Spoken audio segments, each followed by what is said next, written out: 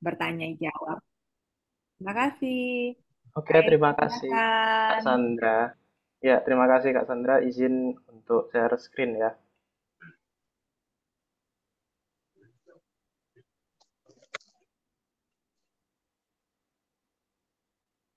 Apakah sudah terlihat Bapak Ibu? Sudah, Kak. Sorry. Eh, Oke. Ya, Bapak Ibu, kita sudah mencapai di penghujung kitab Roma. Eh, Diberi judul di sini, Patibulum kali ini beri judul Penutup dan Berkat. Nah, seperti halnya percakapan manusia yang seringkali menyimpan pesan terpenting pada kesimpulannya, demikian pula surat Roma ini.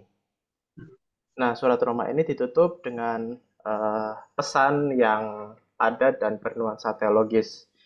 Nah, mari kita baca bersama-sama. Saya akan membacakan bagi Bapak Ibu Roma 16 ayat 17 sampai 27 ya. Aku menasihatkan kamu saudara-saudara supaya kamu waspada terhadap mereka yang menimbulkan perpecahan dan batu sandungan bertentangan dengan pengajaran yang telah kamu terima.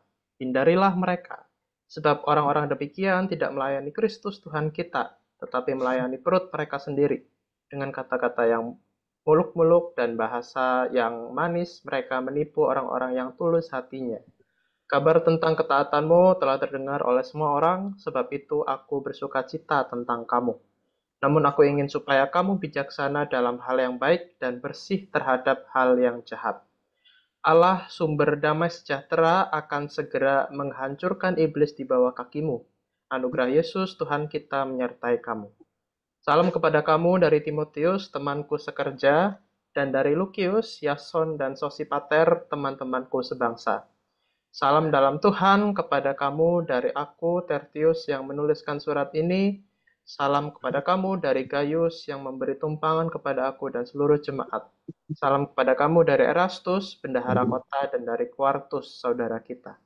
Anugerah Yesus Kristus, Tuhan kita menyertai kamu sekalian. Amin. Bagi Dia yang berkuasa menguatkan kamu menurut Injil yang kumasyurkan dan pemberitaan tentang Yesus Kristus sesuai dengan penyingkapan rahasia yang tersembunyi berabad-abad lamanya, tetapi yang sekarang telah dinyatakan dan yang menurut perintah dari Allah yang abadi telah diberitakan oleh kitab-kitab para nabi kepada segala bangsa untuk membimbing mereka kepada ketaatan iman. Bagi Dia satu-satunya Allah yang bijaksana melalui Yesus Kristus, segala kemuliaan sampai selama-lamanya. Amin.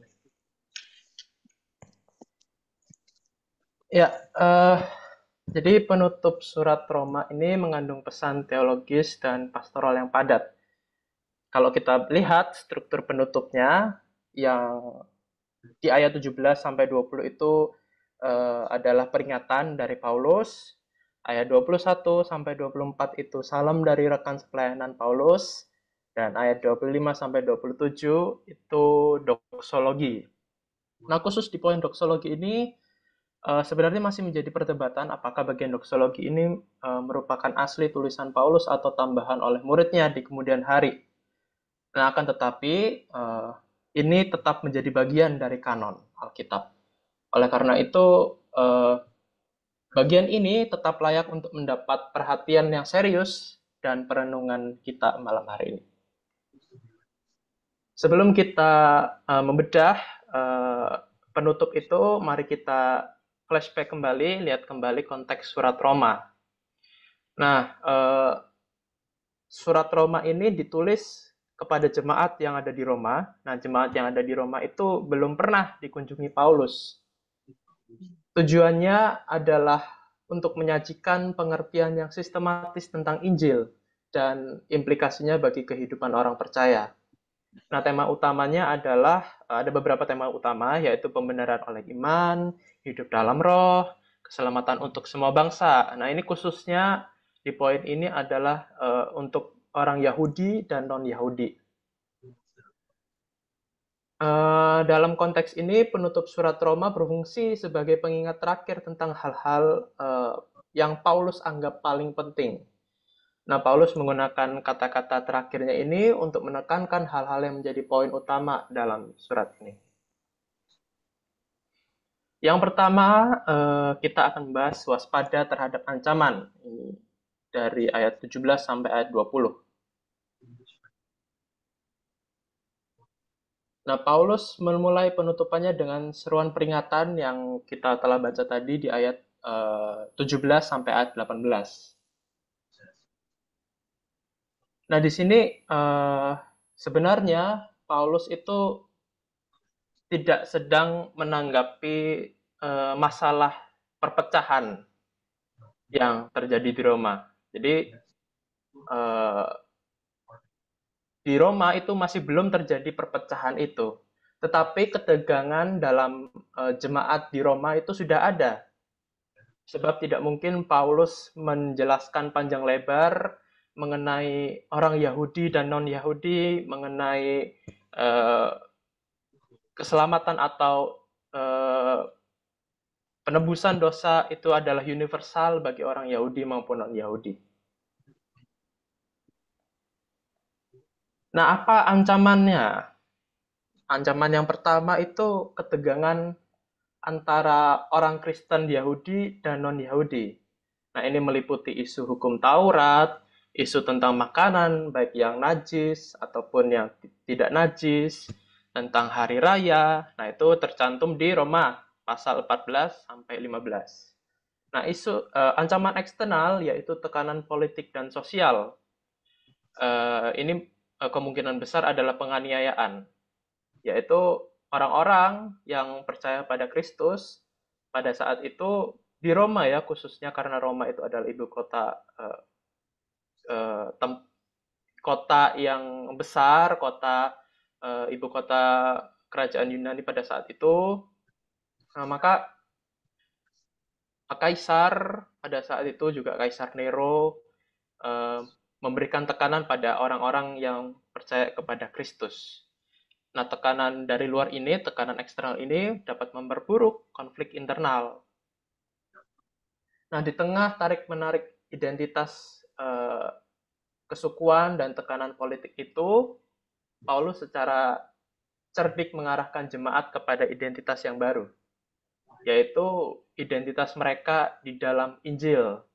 Bukan lagi identitas Yahudi dan non-Yahudi, bukan lagi identitas orang yang bersunat atau tidak bersunat, tetapi status mereka sebagai orang-orang yang telah dibenarkan karena iman dan hidup dalam damai sejahtera dengan Allah. Nah, maka dengan memusatkan identitas pada Kristus dan Injil ini, Paulus melampaui politik identitas pada zamannya. Dan pada saat itu membangun juga kesatuan yang lebih kokoh yang tidak dapat dipecah-pecahkan oleh perbedaan etnis atau status sosial. Nah, tetapi kita bisa melihat ada dua ancaman ini kalau atau bisa uh, dibahasakan atau kita baca kembali ancaman itu sebagai kerentanan dari jemaat di Roma. Kerentanan internal, kerentanan eksternal. Kerentanan internal itu orang Kristen Yahudi dan Yahudi, dan kerentanan eksternal yaitu tekanan politik dan sosial. Nah, maka dalam terang kedua rentan kerentanan ini, Paulus menasihatkan supaya jemaat di Roma waspada terhadap guru-guru palsu. Atau kalau bahasa dari Kisah Para Rasul 20 ayat 29 sama Matius 7 ayat 15 itu mengatakan serigala yang berbulu domba. Nah, sebab mereka akan memanfaatkan kerentanan yang ada di jemaat di Roma itu untuk menjadi suatu keunggulan bagi mereka, supaya mereka dapat memecah belah jemaat tersebut jika jemaat tersebut tidak waspada. Nah, maka ciri-ciri pengajar atau serigala berbulu domba itu, yang pertama, menyebabkan perpecahan atau strife. Nah, peringatan Paulus tentang para pembuat perpecahan ini harus dibaca sebagai klimaks dari preoccupation atau kekhawatiran utama Paulus yang mendominasi seluruh isi surat Roma. Nah, jemaat Roma itu bukanlah satu kesatuan gereja yang terpusat seperti sekarang-sekarang ya. Misalnya di Jakarta mungkin misalnya Sinode GKI mungkin itu kan terpusat, atau mungkin Katolik. Katolik itu kan terpusat di sekarang itu di Vatikan ya. Tetapi pada saat itu gereja itu bukanlah satu kesatuan gereja yang terpusat, melainkan sebuah jaringan rumah ke rumah jemaat. Itu bahasa Yunaninya Hoikoi Ecclesiae yang tersebar. Kita bisa melihat dalam Roma 16 ayat 5, ayat 10, ayat 11, 14, dan 15. Nah, setiap rumah jemaat ini memiliki karakteristik yang berbeda. Ada yang didominasi oleh orang Kristen Yahudi yang masih memegang praktik-praktik Taurat, dan ada yang didominasi juga oleh orang Kristen non-Yahudi yang menolak ikatan hukum tersebut. Nah, dengan demikian perpecahan yang dimaksud Paulus adalah ancaman terhadap kesatuan dalam keberagaman yang ia bangun, yang ia sudah usahakan dengan susah payah. Nah, di Roma pasal 15 ayat 7 sampai 9 itu ia baru menegaskan bahwa Kristus ini telah menjadi pelayan orang-orang bersunat dan tidak bersunat. Jadi sebenarnya sudah tidak ada perbedaan ataupun tidak ada sekat yang menghalangi orang yang bersunat maupun tidak bersunat. Nah, tindakan para pengacau ini merupakan pengingkaran langsung terhadap realitas bahwa tembok pemisah itu telah dirobohkan. Jadi, perpecahan yang dimaksud Paulus itu adalah ancaman terhadap kesatuan dalam keberagaman itu. Nah, yang kedua, menimbulkan batu sandungan. Paulus memperingatkan jemaat untuk waspada terhadap orang-orang yang suka menimbulkan batu sandungan. Maksudnya, kita tahu bahwa di Roma ini, di jemaat Roma di Roma ini ada orang yang imannya lemah. Kemarin, kalau tidak salah itu Pendeta Lucia menjelaskan bahwa orang yang imannya lemah dalam konteks ini adalah orang-orang Kristen Yahudi yang masih menjaga pantangan makanan-makanan tertentu. Ya, makanan yang najis atau makanan-makanan tertentu. Dan orang yang imannya kuat, orang Kristen yang imannya kuat adalah orang Kristen non-Yahudi yang merasa bebas makan apa saja. Nah, batu sandungan itu terjadi ketika ada pengajar yang memanfaatkan perbedaan-perbedaan ini. Misalnya, si serigala ini akan memprovokasi si kuat untuk memamerkan kebebasannya dan menghina keyakinan si lemah. Maka si lemah merasa tertekan, merasa ragu-ragu. Ataupun sebaliknya, si kuat itu dipaksa untuk mengikuti aturan-aturan yang lama yang mereka sebenarnya tidak meyakini hal itu. Nah, maka tindakan seperti ini bukan sekedar menyebabkan perdebatan, tetapi juga merusak hati nurani dan iman orang lain. Ibaratnya mereka itu sengaja menjegal perjalanan rohani orang yang sedang bertumbuh. Perjalanan rohani orang-orang baik itu yang lemah maupun yang kuat. Nah, maka peringatan Paulus ini menekankan bahwa menjaga hati nurani sesama lebih penting daripada memenangkan argumentasi atau memaksakan kebebasan pribadi. Ciri yang ketiga itu bertentangan dengan pengajaran yang diterima. Nah, pertanyaannya adalah pengajaran seperti apa yang telah diterima jemaat di Roma? Paulus pun belum pernah mengunjungi uh, di Roma ya. Paulus itu belum pernah mengunjungi orang-orang di Roma, oleh karena itu pengajaran yang telah mereka terima tidak mungkin merujuk secara eksklusif, yaitu pengajaran Paulus. Nah, kemungkinan besar pengajaran yang telah mereka terima itu merujuk pada yang pertama, inti dari Injil Apostolik dasar tentang kematian dan kebangkitan Yesus, yang merupakan pesan bersama yang disebarkan oleh para rasul kepada jemaat di seluruh daerah terlepas dari latar belakang para rasul tersebut. Ada yang Yahudi, ada yang menyebarkan ke orang-orang Yahudi, ada yang menyebarkan ke orang-orang non-Yahudi seperti Paulus. Eh, Pengajaran yang telah mereka terima itu juga bisa merujuk pada bentuk pengajaran Kristen. Dalam bahasa Yunani, tupon didakes. Nah, pengajaran Kristennya seperti apa? Nah, pengajaran Kristen yang telah membebaskan mereka dari dosa dan membuat mereka menjadi hamba kebenaran. Itu ada di Roma 6 ayat 17. Nah, maka kedua itu adalah pengajaran yang telah mereka terima di jemaat di Roma. Nah, dengan demikian peringatan Paulus itu bukanlah seruan untuk menutup diri, untuk tidak mendengarkan segala ajaran atau bentuk pemikiran yang baru, tetapi lebih kepada untuk bijaksana dan kritis. Ia meminta jemaat untuk memiliki kesetiaan pada inti Injil tadi, kedua itu tadi yang telah mengubah hidup mereka sebagai alat ukur untuk mengevaluasi setiap ajaran-ajaran yang baru, setiap ajaran-ajaran yang datang di situ.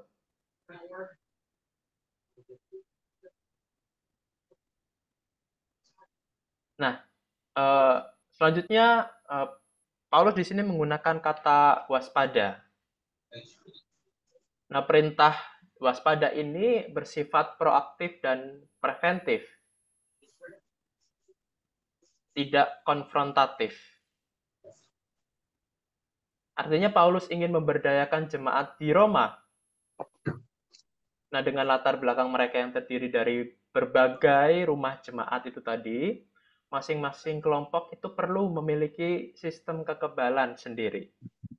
Nah, maka kewaspadaan itu berarti yang pertama, kemampuan untuk menguji ajaran. Eh, Pengujian yang Paulus usulkan itu bersifat dua dimensi. Aku kebalik ini PPT-nya.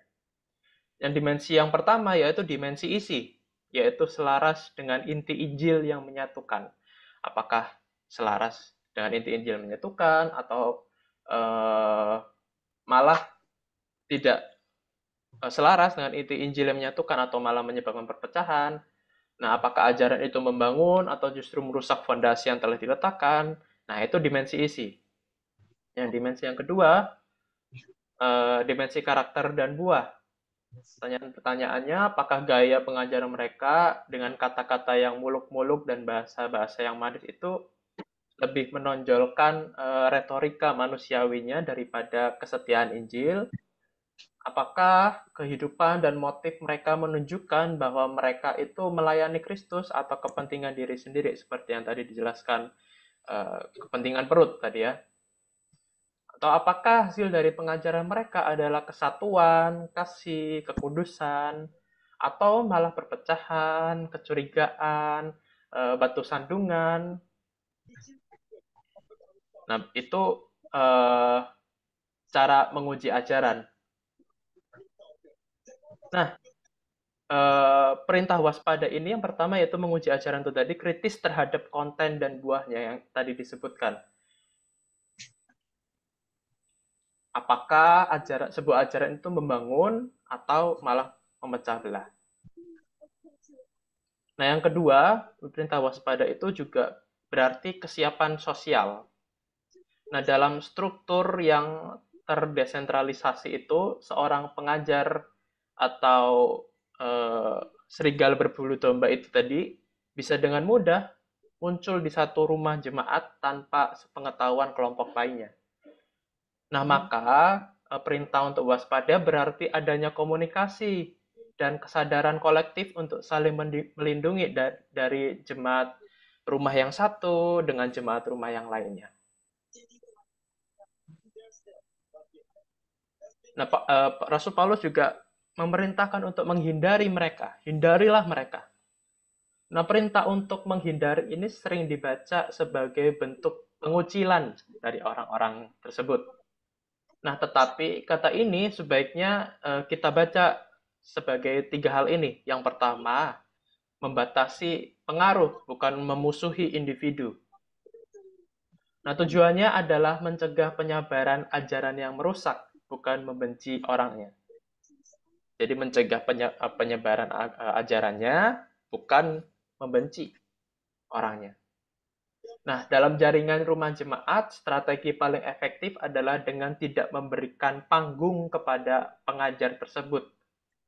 Jika satu rumah jemaat menolak untuk menyediakan tempat berkumpul dan audiensi mereka, pengaruh-pengaruh dari si pengacau atau si serigala berbulu domba ini dapat dibatasi. Nah, yang kedua, melindungi yang lemah. Perintah melindungi yang lemah ini ditujukan untuk melindungi anggota jemaat uh, yang lemah imannya. Jadi perintah dari mereka bukan untuk mengucilkan, tetapi untuk supaya kita bisa melindungi yang lemah imannya tadi.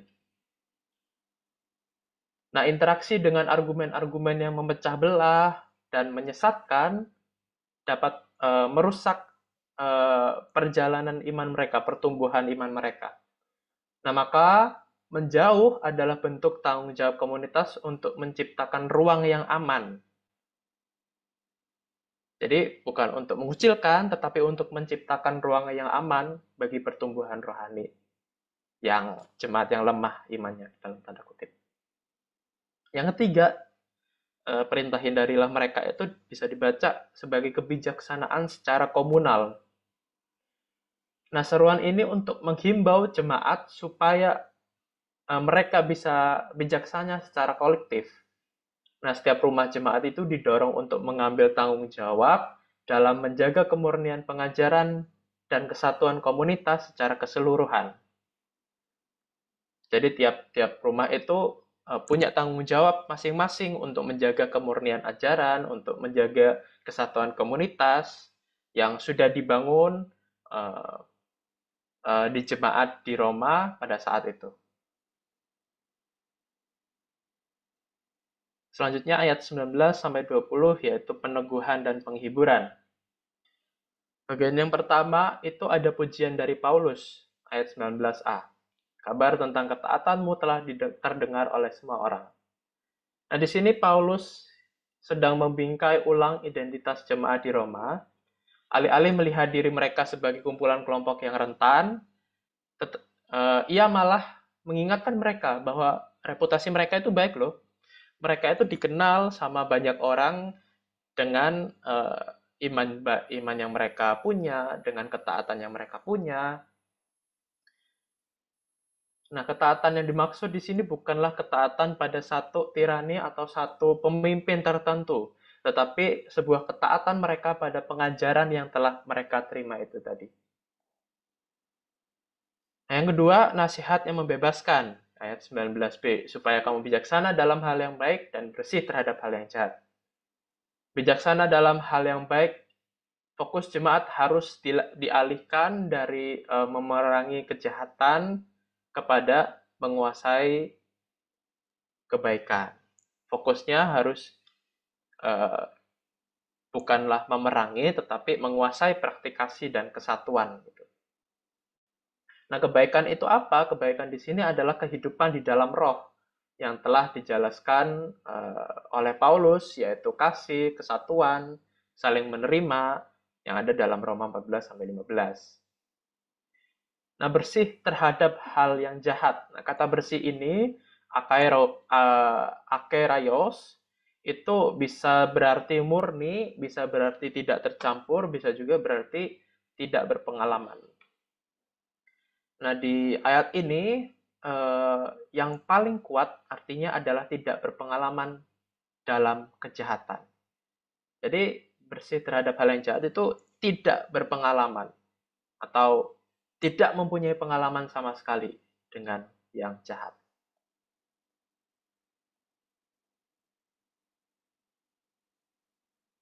Nah, yang bagian ketiga yaitu janji penghiburan eskatologis di ayat 20. Nah, Paulus menutup peringatannya dengan janji yang menghibur jemaat. Paulus ingin jemaat tahu bahwa meskipun mereka harus waspada terhadap pengacau, musuh sejati eh, yaitu iblis di balik semua perpecahan ini adalah atau sudah dikalahkan oleh Kristus. Jadi mereka tidak perlu menghancurkan iblis itu sendiri karena Tuhan sudah menghancurkannya, sudah mengalahkannya, dan ia dan mereka jemaat di Roma itu diberikan tugas untuk tetap setia, fokus untuk membangun komunitas yang damai.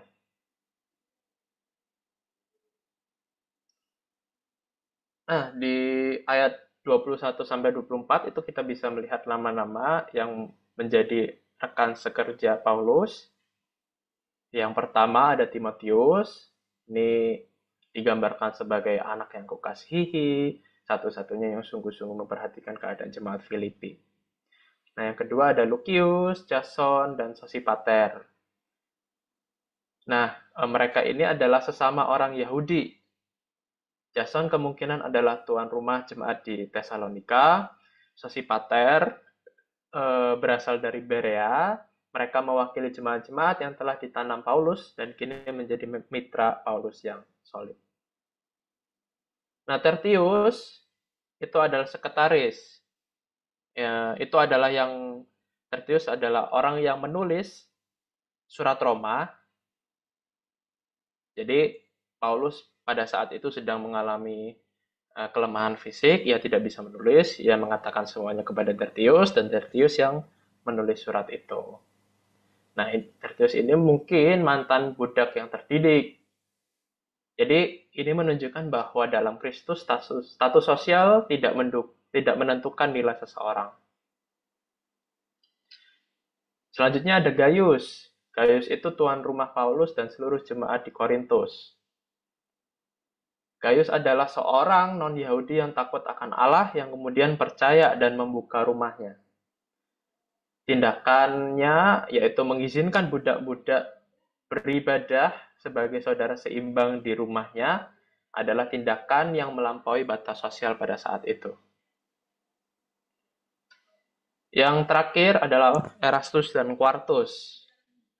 Erastus dan Quartus ini adalah Erastus adalah bendahara kota atau pejabat pada saat itu, sementara Quartus itu adalah seorang budak.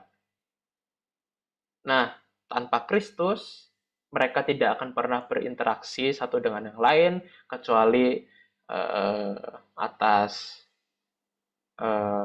bagian dari budak dan juga hamba, tuan dan juga hamba. Nah, dalam Kristus mereka adalah saudara. Pasangan ini adalah gambaran bagaimana Injil itu meruntuhkan tembok-tembok pemisah.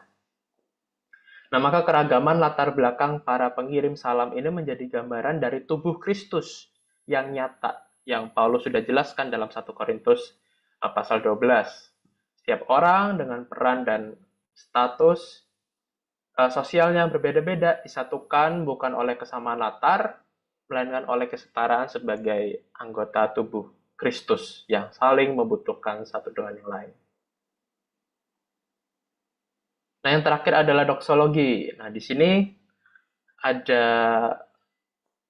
profesor namanya, saya lupa, namanya Hultgren, itu adalah profesor dari Amerika, kalau nggak salah profesor di Universitas Lutheran gitu. Nah, Arlan J. bahwa ayat 25 sampai 27 ini sepertinya bukanlah ayat yang ditulis Paulus. Ini adalah tambahan di kemudian hari oleh rekan-rekan Paulus atau murid-murid Paulus. Buktinya apa? Buktinya adalah pertama posisi yang beragam. Ia melihat bahwa posisi dari doksologi ini ada di pasal 14 juga, ada di pasal 15 juga, atau bahkan pasal 16 di berbagai teks Yunani kuno. Nah, yang pertama itu posisi. Yang kedua ada gaya bahasa yang berbeda. Kita ingat bahwa ayat 25 sampai 27 itu adalah satu kalimat, bukan tiga kalimat. Nah, satu kalimat dalam tiga ayat itu menunjukkan bukanlah gaya bahasa yang biasa Paulus tulis. Gaya bahasa yang Paulus tulis biasanya menggunakan gaya bahasa yang langsung, yang tegas gitu, tidak bertele-tele seperti yang ada di ayat 25 sampai 27 yang eh, banyak banyak tumpukan kalimat-kalimat gitu. Nah, ini kemungkinan ditambahkan oleh generasi penerusnya untuk merangkum inti surat Roma. Nah, doksologi ini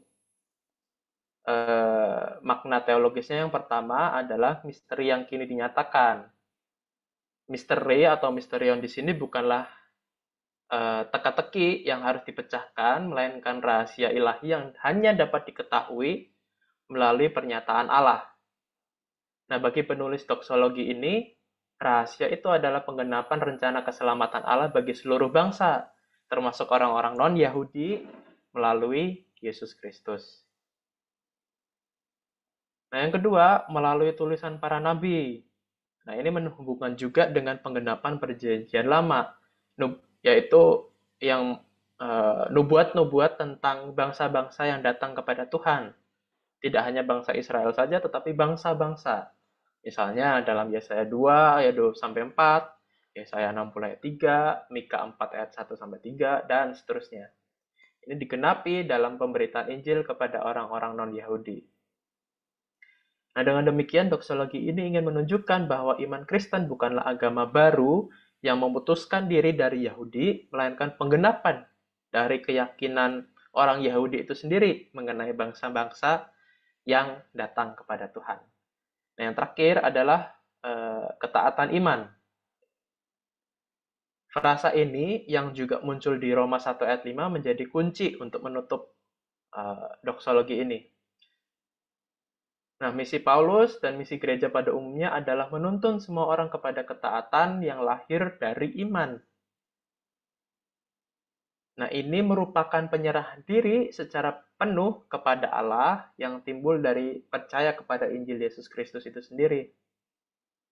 Dalam konteks peringatan terhadap serigala berbulu domba tadi di ayat 17 sampai 20, penekanan pada iman ini menjadi penyeimbang, yaitu menyatukan jemaat. Yang menyatukan jemaat itu bukanlah keseragaman dalam praktik-praktik atau ritus, bukanlah penyatuan tradisi-tradisi atau latar belakang, tetapi kesatuan dalam ketaatan yang dilandasi oleh iman yang sama kepada Kristus. Nah, dengan demikian membaca doksologi ini secara jujur ya, akan memperkaya maknanya. Alih-alih kita memaksakan pembacaan bahwa Pauluslah yang menulis doksologi ini, kita dapat melihatnya sebagai kesaksian betapa dahsyatnya dampak surat Roma bagi generasi-generasi berikutnya. Seorang atau sekelompok teolog Kristen di akhir abad pertama setelah zaman bersama ini yang mungkin hidup di tengah-tengah konflik dan kebingungan yang lebih rumit, merenungkan surat Roma dan kemudian merumuskan doksologi, sebuah pujian yang menangkap inti dari surat Roma yang disusun dengan sangat indah pada ayat 25 sampai 27. Nah, apa relevansi bagi kita di tengah arus informasi digital yang tak terbendung, di tengah banyaknya media sosial, di tengah mudahnya video-video yang beredar mengenai pengajaran-pengajaran, peringatan Paulus tentang kewaspadaan ini mengajak kita untuk menjadi komunitas yang cerdas dan juga aktif. Tantangan di zaman ini bukan lagi tentang menutup diri terhadap dunia luar, tetapi bagaimana kita membangun ketahanan iman yang memampukan jemaat untuk menyaring, untuk menimbang, untuk bisa memilah-milah apa yang baik, apa yang buruk dari segala jenis ajaran yang kita temui di berbagai media sosial.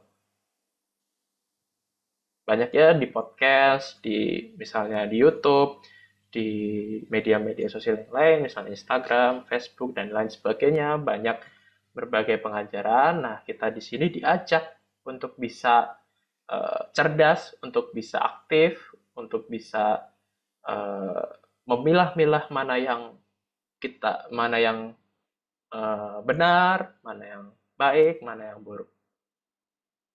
Nah, dengan demikian gereja dipanggil bukan untuk menjadi polisi-polisi dogma, atau bukan untuk menjadi apa ya, untuk menjudge ini sesat, ini tidak, tetapi untuk menjadi ruang dialog yang aman di mana jemaat itu dapat dilatih untuk berpikir kritis. Jemaat itu dapat saling mengingatkan dengan lembut, jemaat juga bisa bersama-sama bertumbuh dalam memahami kekayaan-kekayaan Injil. Nah, itu adalah relevansi bagi kita di zaman ini. Nah, sebagai penutup, secara keseluruhan, penutup surat Roma, Roma 16 ayat 17, Roma 16 ayat 17 sampai 27 ini memperlihatkan kedalaman visi pastoral dari Paulus serta warisannya bagi gereja. Peringatan yang tegas terhadap ancaman perpecahan di ayat 17 sampai 20 bukanlah respons atas konflik yang sedang berkecamuk, melainkan sebuah antisipasi terhadap kerentanan jemaat di Roma yang hidup dalam jejaring rumah-rumah ibadah yang beragam. Nah, seruan untuk waspada ini adalah strategi untuk menjaga kemurnian Injil dan melindungi kesatuan dalam keberagaman. Selanjutnya, salam-salam personal yang hangat di ayat 21 sampai 24 menegaskan bahwa misi Injil adalah karya komunitas yang meruntuhkan tembok-tembok sosial. Nah, pada akhirnya doksologi, meskipun kemungkinan besar merupakan tambahan di kemudian, tetapi kita bisa melihat ada pengakuan keselamatan bagi semua bangsa melalui iman kepada Yesus Kristus. Nah, dengan demikian penutup surat ini ingin memberi yang diwujudkan dalam ketaatan iman, diwujudkan dalam praktik hidup, diwujudkan dalam kita mengupayakan kesatuan, itu adalah fondasi bagi gereja, baik di zaman dulu maupun sekarang. Nah, saya akan doksologi yang sudah saya parafrase. Segala kemuliaan bagi Dia yang berkuasa menguatkan kamu menurut Injil yang kumasyurkan. Bagi Dia satu-satunya Allah yang penuh hikmat oleh Yesus Kristus sampai selama-lamanya. Terima kasih. Terima kasih Kak Riko. Wah, Bapak Ibu saya baru masuk tadi telat. Terima kasih Kak Sandra udah ngebuka juga tadi. Bapak Ibu demikian Kak Riko tadi sudah menjelaskan kitab Roma sebagai penutup dan berkat sebegitu banyak yang dipaparkan oleh Kak Riko. Mungkin Bapak Ibu ada yang ingin bertanya atau mungkin menambah wawasan kita semuanya di Patibulu malam hari ini. Silakan Bapak Ibu.